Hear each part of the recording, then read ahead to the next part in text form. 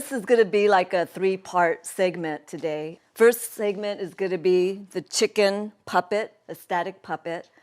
So I just kind of loosely draped a spandex sock. I got this form from a taxidermy from Bischoff's in Burbank, High Ace. It's basically a foam core, and I shaved it down because it was a turkey core. So I made it more smaller because by the time I put the pelt on it, it's going to grow substantially. But in order to incorporate everything together, I want to put a sock on it so it's a smooth surface, because right now it's kind of rough. So it's just very loosely draped. So that's going to take a little time to put this sock on, but it'll give me a clean surface to work with.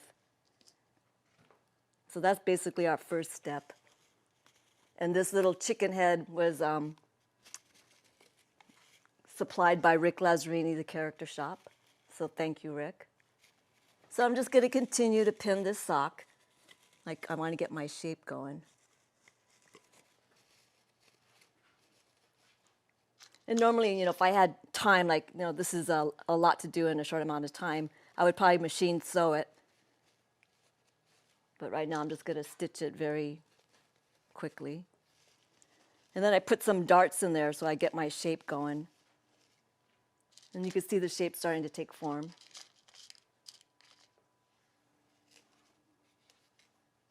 Do you have a rule of thumb about which direction you lay this? I know that some fabrics, stretch in certain directions. I guess spandex stretches in all directions. Yeah, they have a 2-way stretch, and then they have a 4-way stretch. I believe this is a 2-way stretch. And that's all I need because this puppet isn't really going to be articulated. It's basically a static puppet, so it's not going to be moving. It's just going to be static. Got it. But if it was like a articulated chicken, then I probably would get like a 4-way stretch or a power netting, so it would be more stretchy. Catherine, while we're on this topic, Catherine wants to know if the pelt will be mounted directly to the spandex, and what other fabrics you might use if you didn't use spandex. I would probably use like a power netting, which is like a fishnet stocking kind of thing, or a fleece. But normally spandex is the material that we normally use. And yes, the pelt will be draped over this, and I'll have my smooth surface. Great, and that answers your question, Ashton, that the kind of fabric that works best for this application is spandex. It's just more smooth, and it has a nice stretch.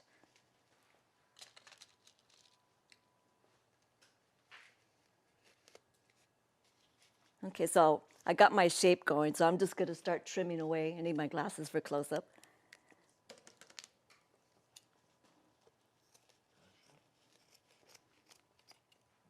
Just trimming up the extra fabric that I have going on here.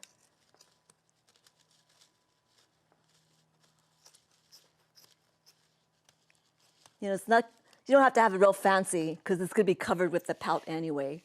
You just want a shape and something smooth.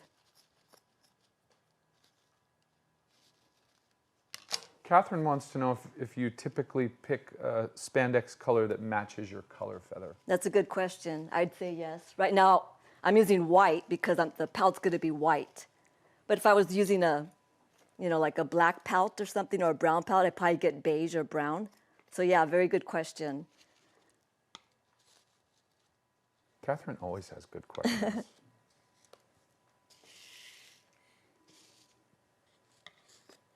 And here's another one from her. How much seam allowance do you allow if you're going to be machine sewing? I just do it like on the edge, maybe like a 1/4 inch, if that. Okay, so I'm pretty happy with this shape right now.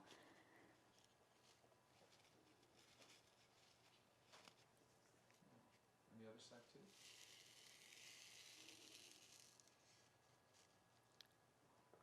So I got my body shape.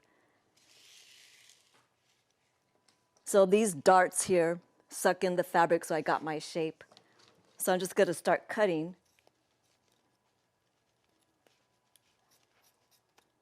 My darts so I could get my shape going.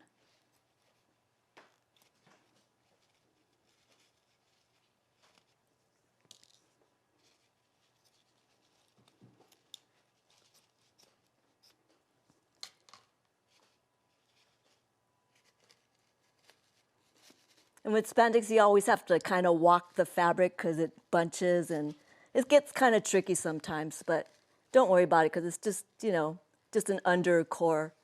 Doesn't have to look fancy.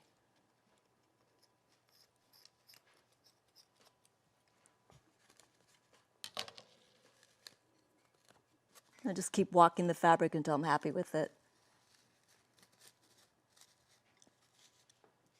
Okay, so that looks pretty good.